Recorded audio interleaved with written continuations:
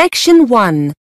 You will hear a telephone conversation between an operator and a caller. The caller is inquiring about car insurance. First, you have some time to look at questions 1 to 4.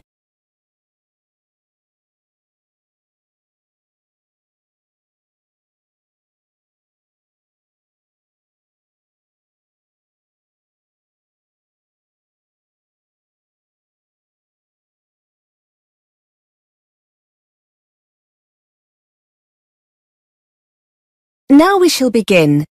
You should answer the questions as you listen, because you will not hear the recording a second time. Listen carefully and answer questions 1 to 4.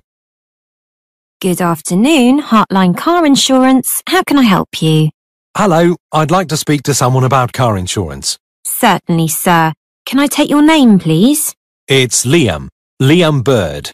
OK, Mr. Bird. Is the policy for you? Yes, I bought the car last night. It's still with the original owner, though, until I get the insurance sorted out. Will I be able to do this over the phone now? Of course, sir. If you have all the information we need to process the application, we should be able to sort it out for you immediately. Could you tell me the make and model, Mr. Bird? Yes, it's a Ford Fiesta. And can I have the registration number, please? Yes, it's 3R1JTW. OK. I can see it's a 2002 model, is that right? That's right, yes. And what's the current mileage, Mr. Bird? Very high, unfortunately. 90,000 miles. OK, it's obviously very reliable. Hopefully, yes. And how many miles will you be driving per year? Probably about 6,000 a year. OK. And where will the car be kept overnight? Well, I don't have a garage or a driveway, so it'll be on the road. OK, nearly there. When would you like the policy to be effective from? Immediately, I suppose? Yes, I'm hoping to drive the car home this evening. So could I be covered from today? Yes, that's fine. Now, do you want fully comprehensive cover or third-party fire and theft? Just third-party fire and theft. It's only an old car. And how much no-claims bonus have you got, sir? 6 years. Before you hear more of the conversation, you have some time to look at questions 5 to 10.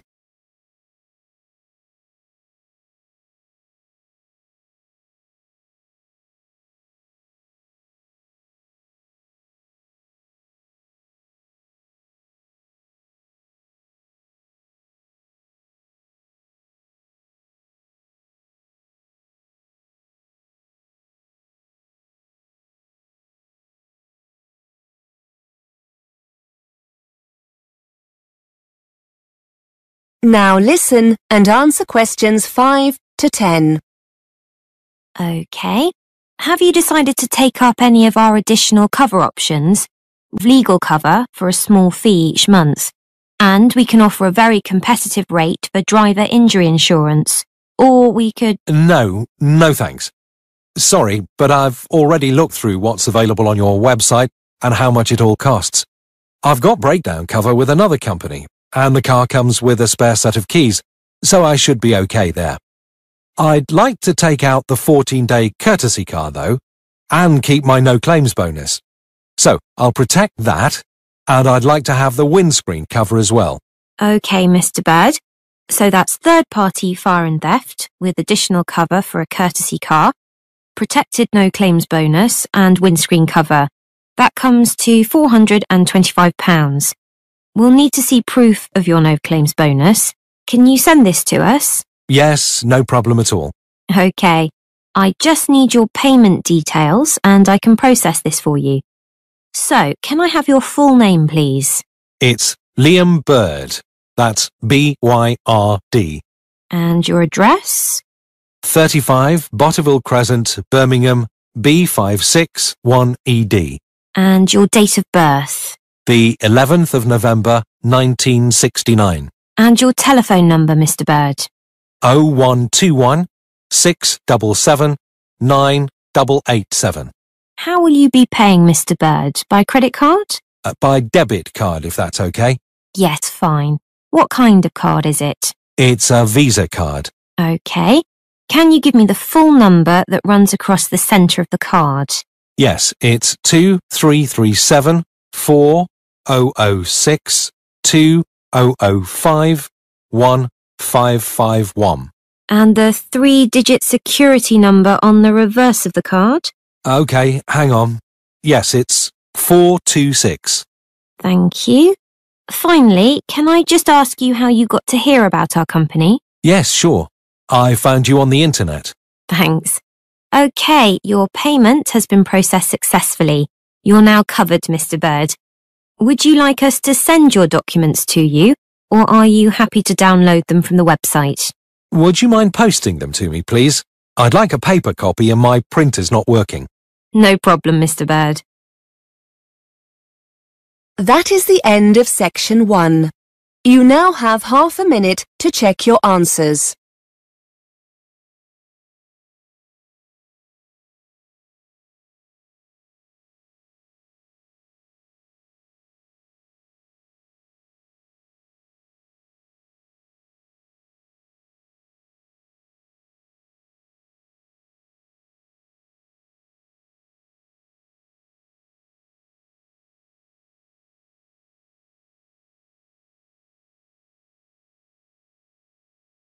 Now turn to section 2.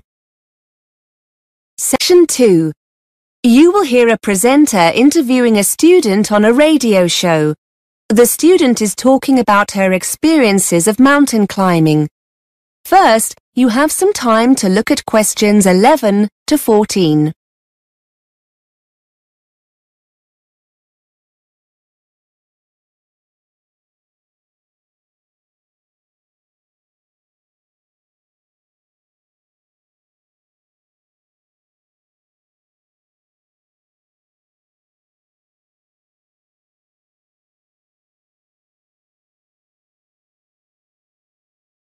Now listen and answer questions 11 to 14. Welcome back to BURS, your independent student union radio station. We're looking at some of the incredible feats one or two of you have been up to during your summer break. I'm with Catherine, who's going to tell us about her successful climb of one of the most iconic mountains in the world, Mont Blanc. Catherine, tell us a little about your achievement. Well, actually, it was the second time I've reached the summit. The first was in 2007, the year before I came to university. People are often surprised to hear how popular the mountain is with climbers. I've read somewhere over 30,000 people attempt the climb each year, and around 200 people a day summit during the summer season, so it's very crowded up there. Unfortunately, it's also potentially very dangerous. In July 2007, the month before I did my first climb, the death toll reached 30, mainly due to bad weather conditions. The sheer number of people can cause falling rocks, which only adds to the danger. Before you hear more of the interview, you have some time to look at questions 15 to 20.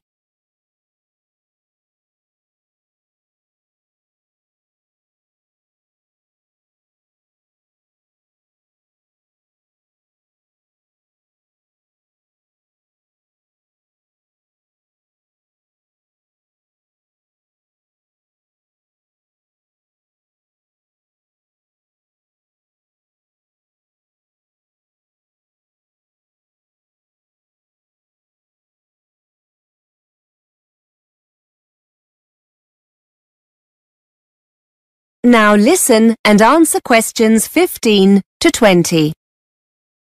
So why did you do the same climb twice? And was it easier the second time around? In many ways, they were totally different experiences. The first time I went as part of an organised group. There were about 20 of us, and we took 4 days to summit. It was much more of a sociable experience compared to the second climb. This year, I decided to go solo with just one overnight stop. I felt more confident having already summited once, and I wanted to face the challenge of being in control. Actually, you're never really alone. There are other climbers and groups around all the time, but I suppose being alone made me feel more intrepid.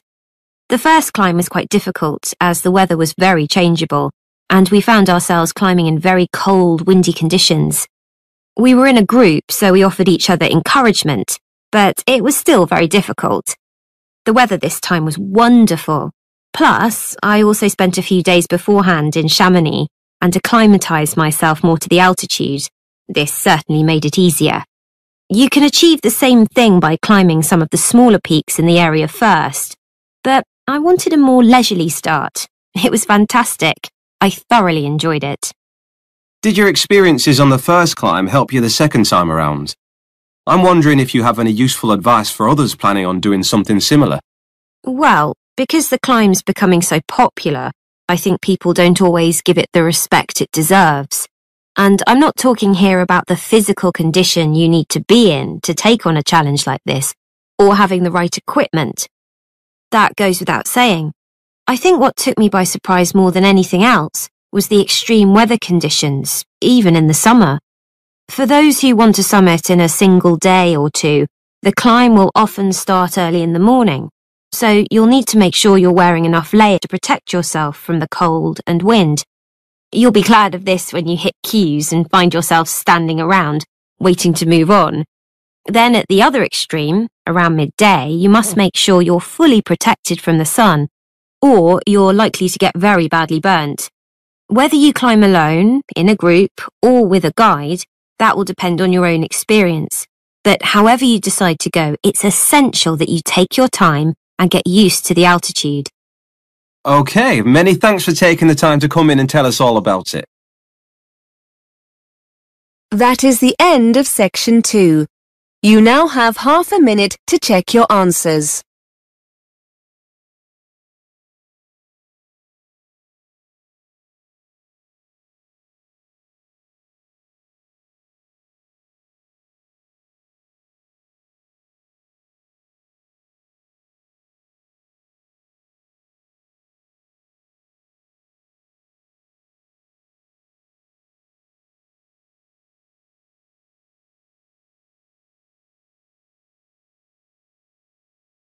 Now turn to section 3. Section 3. You will hear two students talking about revising for exams. First, you have some time to look at questions 21 to 23.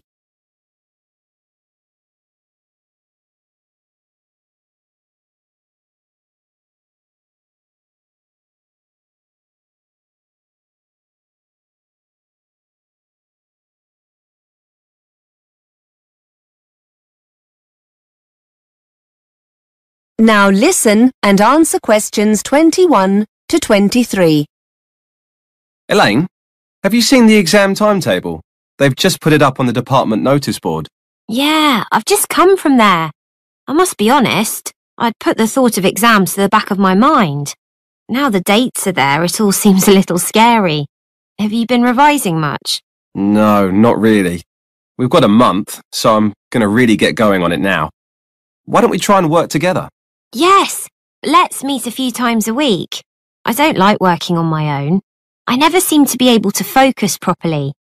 What about Tuesday and Thursday? Oh, no, I have a late seminar on Tuesday. Monday and Thursday? What about that? Yes, that'll be okay. How do you go about revising? Have you got any tips?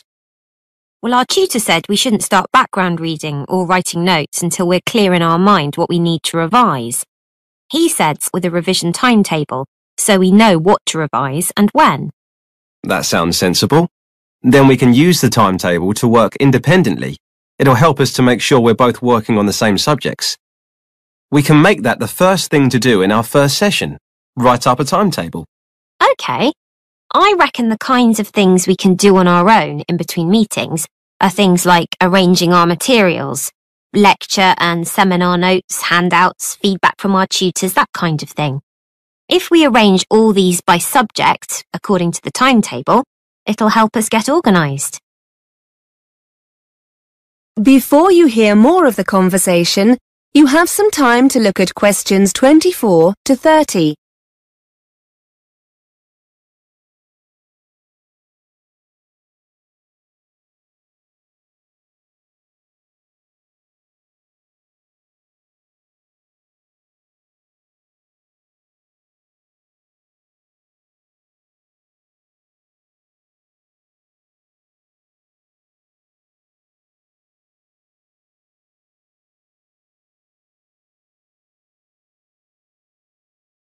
Now listen and answer questions 24 to 30. Good idea. Once we have all the content, I suppose we could make notes based on past exam papers. We had a talk about note-taking in one of the seminars. They reckon you shouldn't copy word for word. It helps to learn things if you paraphrase main points. And don't just copy loads of facts either. Try to get a feel for the main arguments or theories and match any facts to these. I also like using mind maps or spidergrams when I make notes. It means you can put down a lot of information, but so that it's nicely organised. It also means you can add new notes after. And bullet points. They really help you focus on main points rather than trying to link them together in sentences. We also need to remember to make a note of where the information comes from. The author, publisher, that kind of thing. That's really important. Otherwise, when you're writing the assignment, you can never remember where you got a particular quote from. I know I said earlier about testing each other when we get together, but now I think about it, do you think it would be a better idea to talk through our notes on a particular subject? Have a kind of discussion between ourselves? We could use the questions in the past papers to base the discussion on. Yes, so basically the timetable can be a discussion schedule. Then after each session, we could go away and do a timed essay on the subject. Maybe swap and mark each other's essays. That's a good way to learn, I think. Critique each other's work. Great idea. So we'll start next Monday with the timetable. That is the end of section 3. You now have half a minute to check your answers.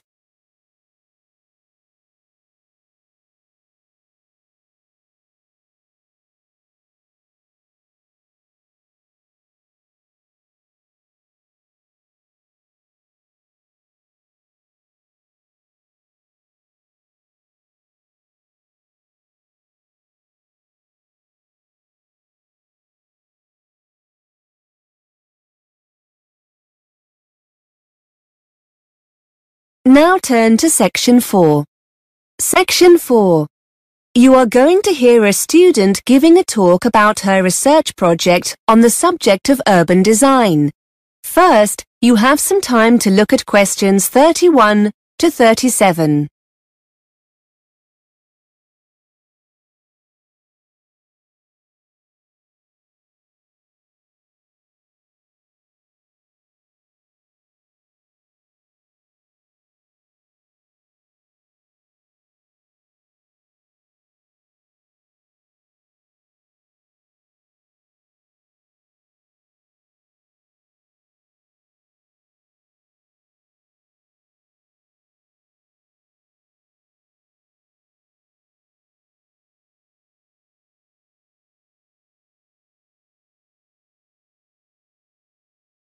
Now listen and answer questions 31 to 37. OK, everyone. This week it's the turn of Carol to talk about the progress of her research project. Over to you, Carol. Thanks. Yes, hello everybody. I'm going to talk about something called shared space and the research I'm in the process of carrying out into people's attitudes to this, as it might affect them in their local community. First, I'd best explain what shared space is. In essence, shared space is an approach to urban design that attempts to open up main street junctions to pedestrians by reducing the dominance of motor vehicles. It's a form of planning associated with a Dutch road traffic engineer called Hans Monderman, who believed that, by sharing the space available, drivers become more aware of pedestrians and drive more carefully. Pedestrians are able to move more freely in this shared space, and the number of accidents is reduced. Shared space design is usually employed in urban centers where pedestrians congregate, such as in shopping areas. It usually results in demarcations between vehicle traffic and pedestrians being reduced or removed altogether. This includes features like curbs, road surface markings, and traffic signs. There are many examples of shared space in operation abroad and in the UK, for example in Kensington High Street in London and Giles Circus in Ipswich. In addition to a decline in accidents, Those in favor of shared space also claim additional benefits such as a reduction in unsightly street furniture, like signs and metal guardrails, which can be replaced with more trees, planters, seating areas, and other aesthetic improvements determined by local people. With these urban centers easier to get around in, supporters claim that people are more inclined to shop there, and, as a consequence, the center can become a more thriving area for local people and businesses. Here are some before and after photographs of shared space developments to give you an idea of what it looks like. Despite all its advantages, shared space is opposed by various interest groups. Some motorist organizations claim that the system means drivers lose important information through the reduction of signage. Those representing blind people argue that removing features such as curbs, railings, and barriers between pavements and roads takes away familiar support and means this group of people cannot negotiate their way as easily as other road users. Cyclist representatives have also criticized some aspects of the scheme, arguing that, despite benefits, some cyclists feel more bullied by motorists and consequently less safe. Supporters of shared space themselves also point out that a lack of experience and understanding of shared space by planners can lead to negative experiences for all these groups. Before you hear more of the talk, you have some time to look at questions 38 to 40.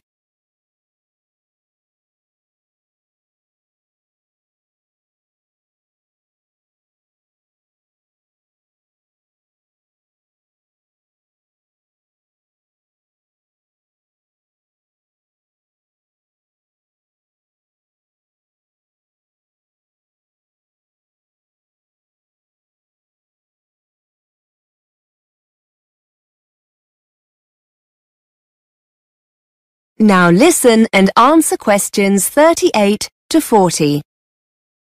To carry out my research, I approached a local campaigning group in my area who were interested in adopting shared space in our local shopping center. I discovered that they were very keen to get feedback from local residents on shared space, and because of the experience I'd gained in research methods, they were keen for me to construct a questionnaire for them. The focus group have a website and an active social media presence, and they decided that the questionnaire will be available as an online survey. Hard copy questionnaires will also be used for face-to-face interviews.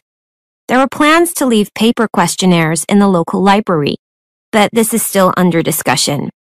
Interviews using the questionnaires will be carried out with pedestrians in the area itself. The group don't have the resources to deliver additional questionnaires to the homes of local residents, so this option was dropped. We have met on several occasions to agree on the data the focus group need. I've pointed out that if they want valid results, the questions must be totally unbiased and not in any way loaded to encourage participants to give the preferred answer. Also, we mustn't assume that participants have sufficient information to answer these questions. We're currently looking into how we can best present the concept of shared space during interviews. I've designed some of the questionnaire, and I'd just like to spend a few minutes going through it with you. I'd be grateful for any feedback you have. That is the end of section 4.